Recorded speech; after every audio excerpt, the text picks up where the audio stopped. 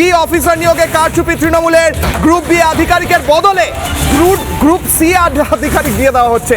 রাজ্যে ৮৫০৫ জন আধিকারিকের তালিকা নিয়ে সরব শুভেন্দু অধিকারীও, তিনিও বলছেন সুপ্রিম কোর্টের নির্দেশ অমান্য করে তালিকা প্রকাশ হয়েছে। এই যে গ্রুপ বি অফিসার বলে যাদের দেওয়া হয়েছে, এরা অধিকাংশই গ্রুপ সি, এমনকি পঞ্চায়েত স্ট্যাটুটারি বডি যে পঞ্চায়েত, সেখানকার কর্মচারী দেওয়া হয়েছে।